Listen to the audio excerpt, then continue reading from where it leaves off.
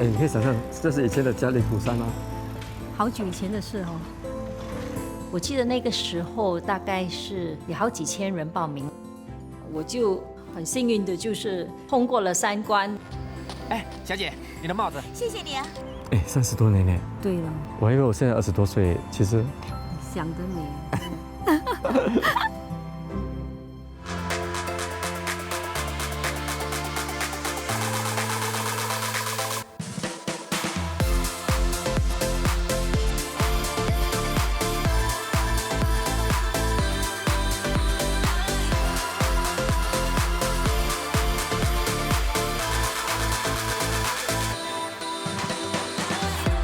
我一人精彩，我是曹建平，我是汤妙玲。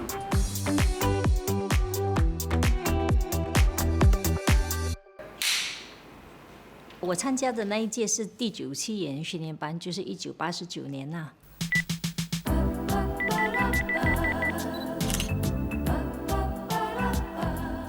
没想到这么快就毕业了，不知道以后会怎么样。哎，以后的事情以后再说嘛。就是有一个朋友，她其实是我朋友的阿姨来的。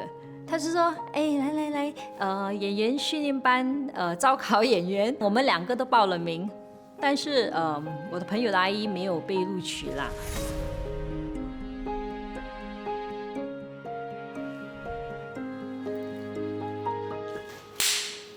我那时是在念中4，那一年呢，我的学校呢的同班同学，他们就很疯狂，哇，每个人说多哥经理来了，多哥经理来了。我还记得就是在博胜中学，那个同学叫 Grace， 他们就拿了4个表格，就递给我一张，哎，建平，你去参加多哥经理吧。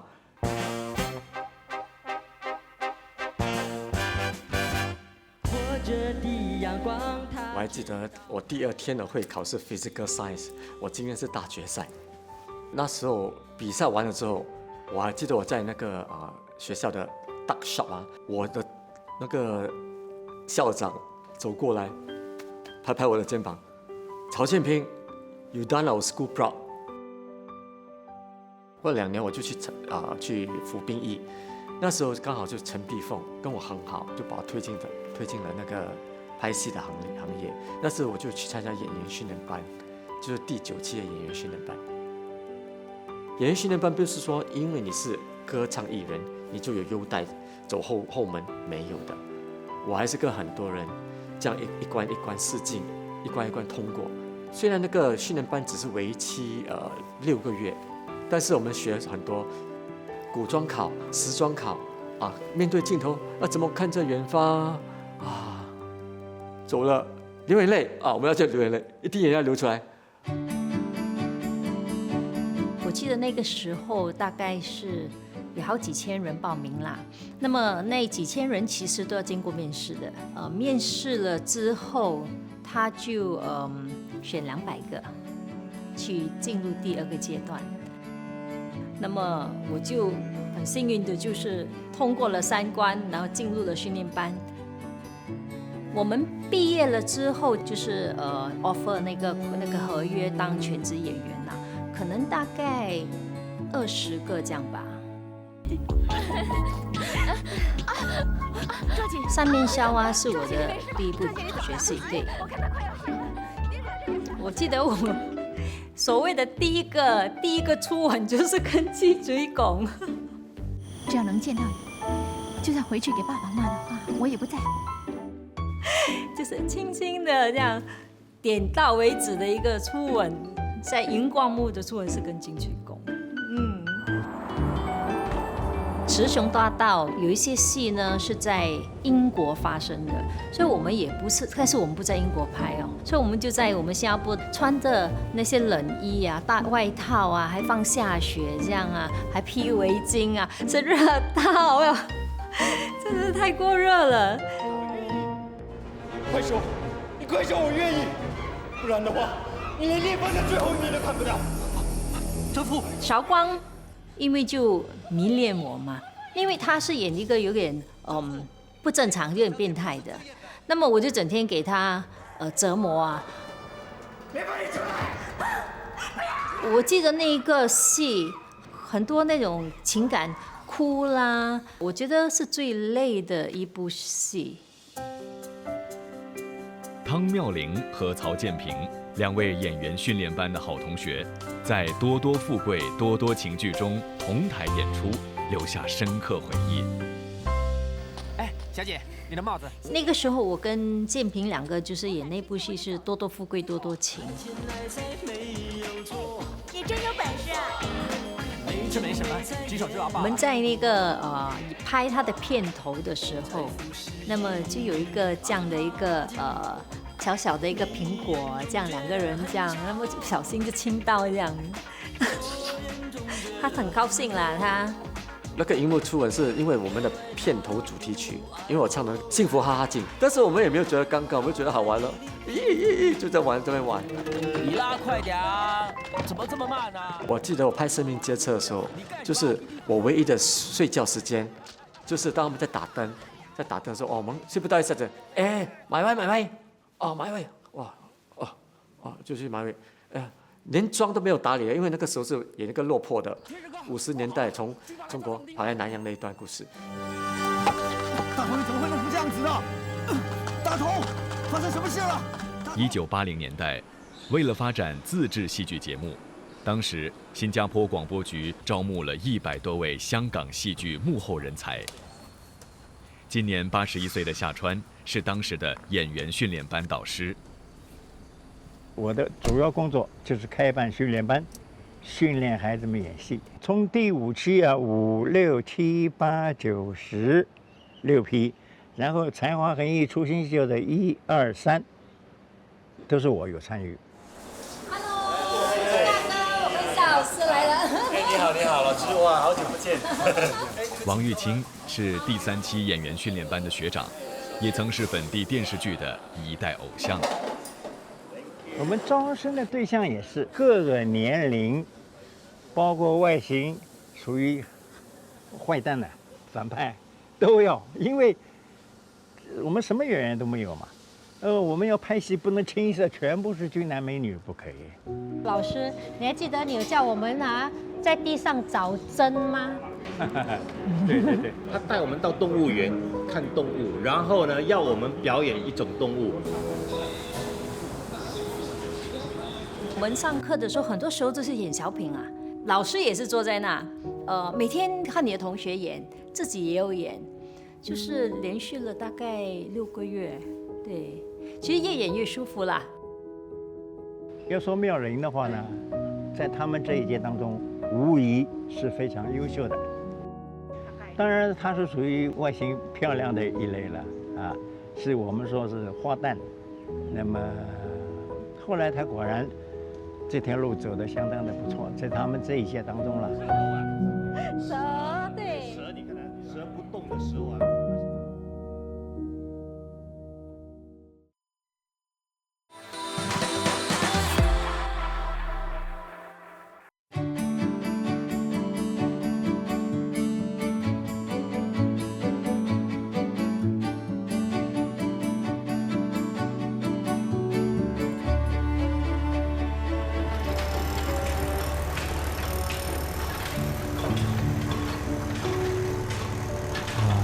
现在变成这个样子了，哇！你可以想象这是以前的嘉里古山吗？都夷为平地了，怎么敢想呢？现在好像回到家的感觉，对不对？一起走过的日子，对不对？对。你还记得那是我们的E5，就是我们的艺人休息室，还有化妆室。对，那你还爬楼梯。天下无不散之筵席，如同已经夷为平地的一代造梦工厂，曹建平和汤妙玲先后离开了全职演员生涯。1998年离开的，有点冲动啊，就觉得好像拍戏有些不太好的经验吧。哇，我还试过几天几夜这样拍，到了第4天第5天，我还记得有一次。基本上，他那个导演那边 ，OK，3、2、1，Rolling Action。我看这镜头，我的表情是整个是空了，因为太累了。我有说过，就是连续工作了大概24个小时这样。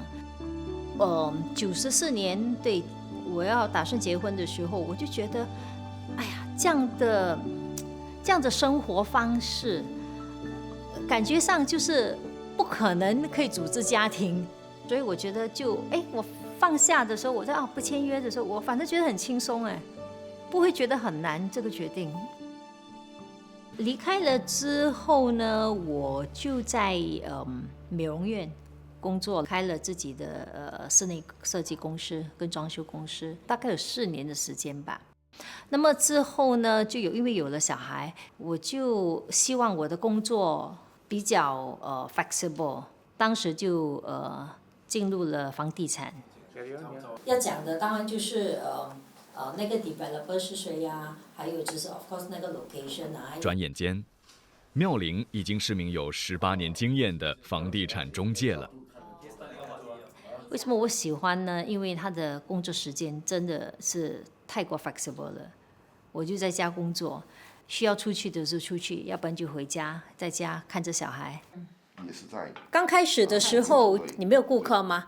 就是你需要去找。就是印了那些 flyer 去一家一家这样去分啦。刚入行时，妙玲也必须放下艺人身段，到祖屋挨家挨户敲门分传单，或是打电话招客户。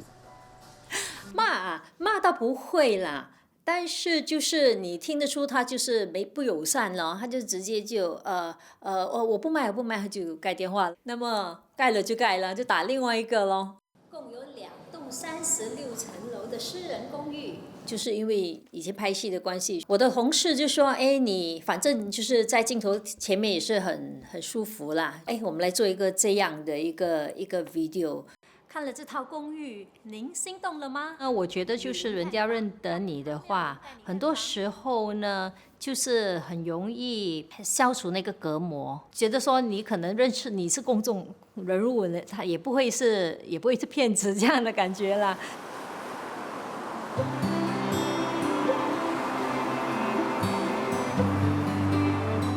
我离开的时候，我就去帮我的姨丈。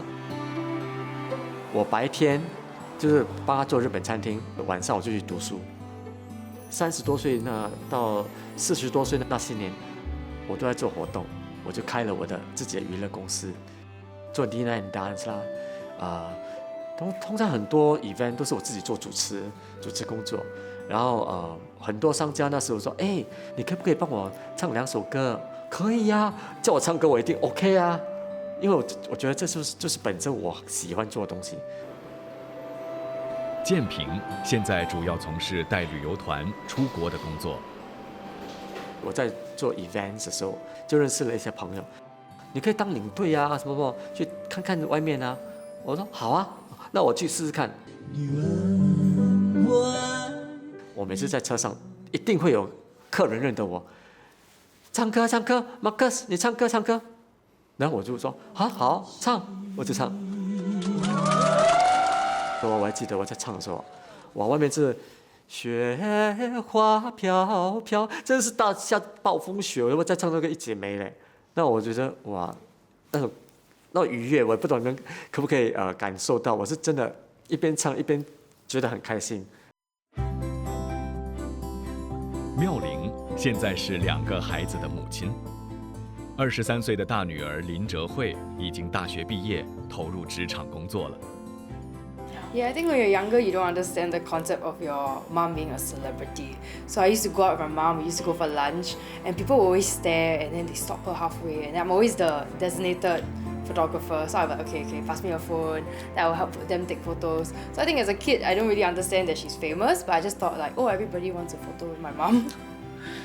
当年的影迷来信，拍摄的杂志封面，还有1991年获得10大最受欢迎男女演员的奖牌，妙玲依然珍惜收藏着。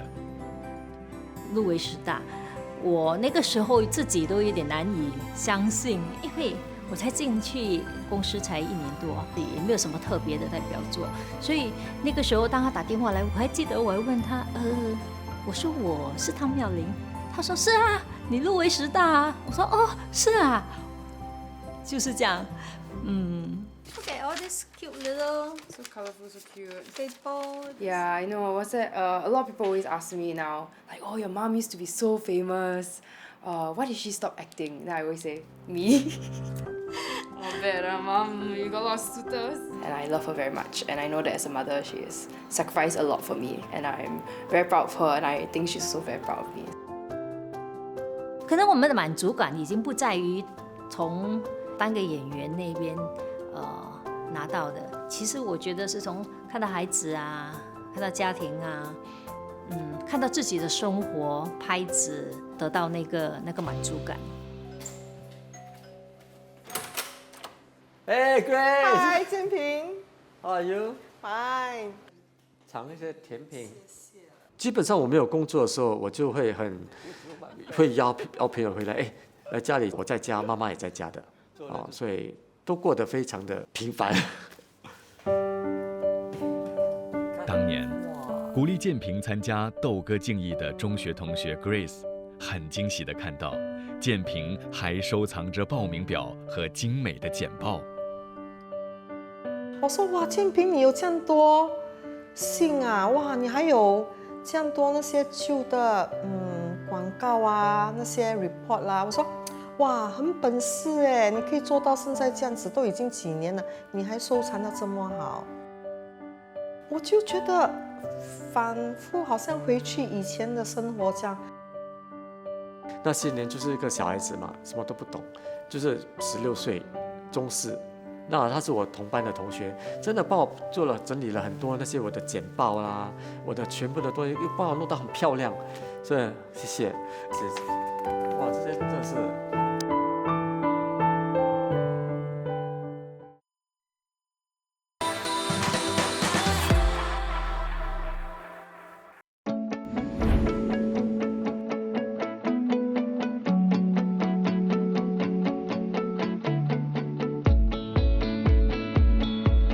还有我们的资深演员汤妙玲，妙玲你好。邱大哥你好，祝8的听众大家好。近年来，汤妙玲再度回到荧光幕前展现演技，或是在空中与听众相会。这位阿姨是谁？哎呦，像阿姨嘛，看清楚。你这个人真不会讲话，你这个人叫什么名字？下来阿姨啊。尽管叫阿姨啦，是应该叫阿姨的。其实我喜欢上这些综艺节目。老爷厨房之蜜佳肴，哇，今天又碰到大美女，你好。因为很轻松嘛，录影几个小时，也挺好玩的，也能增加很多知识啦。汤妙玲的口有没有这么大呢？其实我觉得我现在回来上这些节目啊，还是什么，我喜欢的就是要见到老同事、老朋友。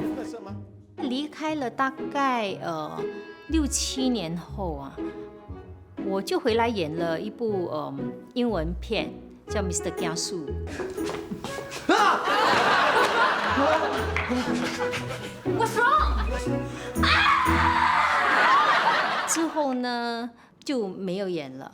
其实真正回来演，好像就是这7、8年，可能好像我演第一主角，我演陈鸿宇的妈妈。本身就是一个妈妈了，在这个年龄的话，不可能去演爱情故事，好像以前的那些都不可能的。我们人生过了那一段，我觉得就过了，没有必要就是一直停留在那，好像放不下这样。接下来我们有请到我们新加坡的艺人曹建平大哥上台来继续。曹建平偶尔还在商演活动上亮相，担任主持或献唱。唱歌是一个很自然的东西，那这些年来不开心的时候也唱，开心的时候也很开心的唱。那现在如果你说这个光环还在不在？其实还在的，那个光环还在的，因为那个光环就是没有太多的人忘记我。我很安于现状吧，我觉得现在过得蛮好的。谢谢大家，记得我曹建平，好久不见了，希望大家还依然精彩。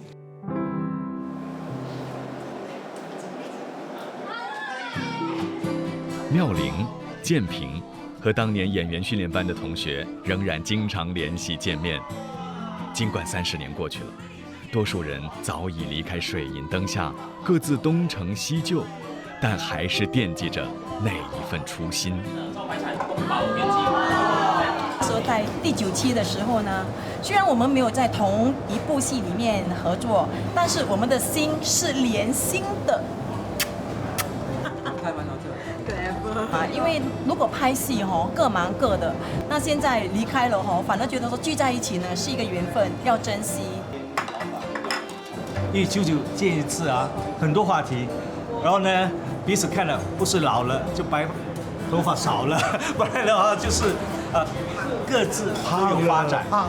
想起当年还是年轻小伙子的时候，还在训练班，大家每天都想说怎么去做小品啊，那好挣扎的事情，天天报道，对，天天报道，天天见面。其实妙龄在群组里面呢，他就好像我们的那个财政部长，因为有什么事的话，就是他一个人有包办。是我们在演戏的过程之中，学习的过程之中，是有很多叫做什么呢？哎呦，一下子想不起来。老了就是这样。老了就是这样，你别这样子，你也不年轻。对对对。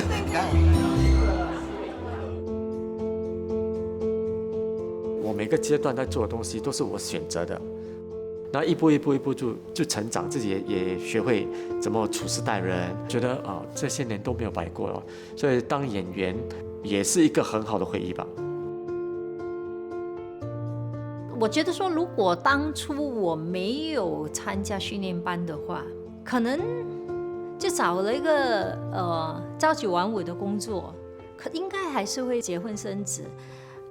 应该也是会有一些朋友 and all that， 不过我没有办法想象啦。我觉得精彩要看你自己本身的心境。从那个时候当演员到现在，对我来说，我觉得也是很精彩啊。